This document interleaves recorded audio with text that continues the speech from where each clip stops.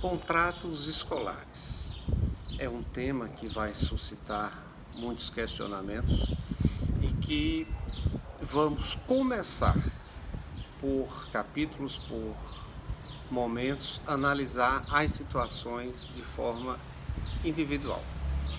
Mas é preciso inicialmente verificar que o contrato de escola ele é reconhecido como uma relação consumerista. Então ela vai se respaldar ao Código do Consumidor. Ela tem essa relação, né, já reconhecido pela Secretaria Nacional do Consumidor. Diante disto, verificamos que existem alguns pontos que precisam ser avaliados e que nos primeiros momentos de análise eu vou trazer aqui pontuações nos estudos que tenho feito para que a gente possa, a partir de outros vídeos, melhor entender e esclarecer os assuntos. Mas quero contar com você, olha como eu regalei meus olhos, quero contar com você para você fazer seu like e sua inscrição, para que você possa acompanhar os nossos próximos capítulos, tanto dos contratos educacionais quanto dos demais assuntos que vamos sempre estar aqui abordando com a atualização de temas e interpretações. Não esqueçam do sininho, porque ele avisa quando tem um novo vídeo.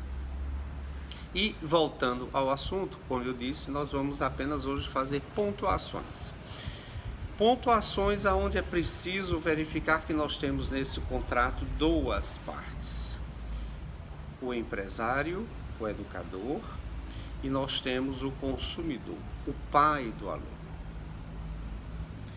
Ou o aluno propriamente dito, quando ele é maior de 18 anos. E nesta relação é preciso que haja o entendimento para que durante a suspensão das aulas haja o entendimento para o desconto. Desconto enquanto durar a suspensão das aulas é um ponto que deve ser bem apreciado pelas partes. Há de se entender também, esclarecer que nas escolas os contratos são de pagamento de uma anuidade. Apenas você fraciona em 12 parcelas, como você pode fracionar em 6, em 3, ou um pagamento integral à vista, conseguindo um bom desconto.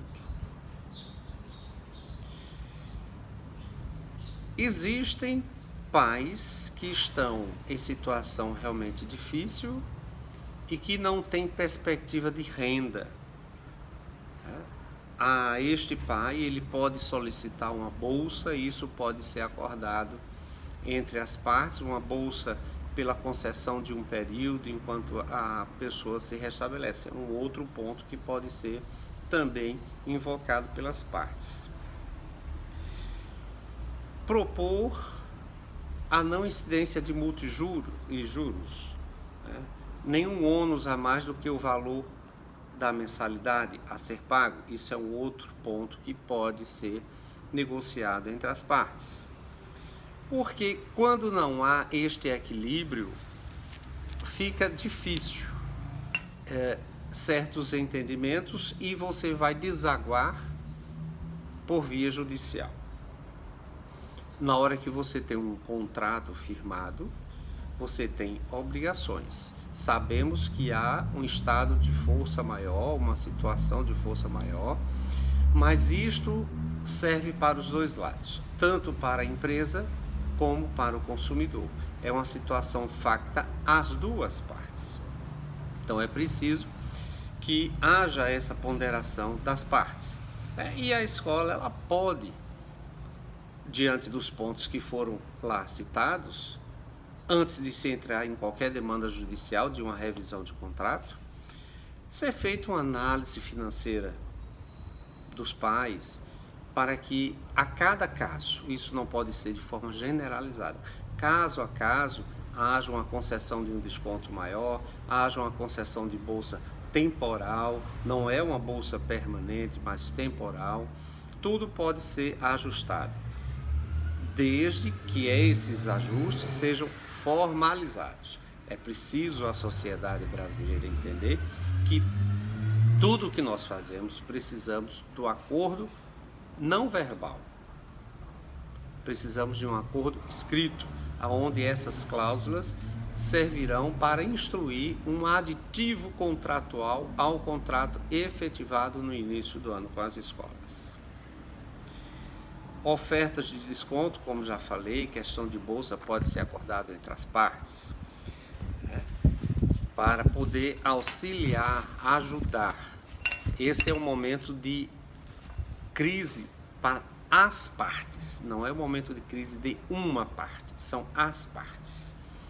O uso de aulas presenciais é uma alternativa que deve ser muito bem avaliada, porque a instituição ela tem que verificar as resoluções do Conselho Estadual do seu estado, normatizando sobre as aulas não presenciais, porque elas vão gerar, entre outras coisas, o uso de imagem do professor, a voz do professor, a cessão de direitos de imagem, de voz e de conteúdo. Isso gera direitos autorais, isso gera uma outra, uma outra relação surge com as aulas não presenciais, porque aí está exposto um conteúdo, que este conteúdo é da escola, mas também é do professor, e vem a imagem dele para ser utilizado pela escola. Tem que haver uma regulação sobre o comportamento não presencial de alunos e de professores. Então vejam que quando você parte para as aulas não presenciais, há um envolvimento de muitas outras questões sobre isto. É preciso que as escolas observem a medida provisória 934, porque ela regula a flexibilização dos 200 dias letivos que estão na LDB. Esse é uma avaliação. E como já falei anteriormente, as resoluções dos conselhos estaduais. Possibilidade de antecipação de férias. Isso pode acontecer? Pode. Mas temos que observar que muitas escolas já fecharam. Elas não vão ter como fechar novamente e dar novas férias aos professores. Então, cada empresa tem uma situação também diferenciada com esse aspecto, que vai acarretar, desaguar na legislação trabalhista. Evitar as cobranças que onere mais os pais. Então, diante dessas pontuações, isso aqui foi apenas uma abordagem sintética de alguns capítulos, alguns estudos pontuais, para que a gente comece a desdobrar.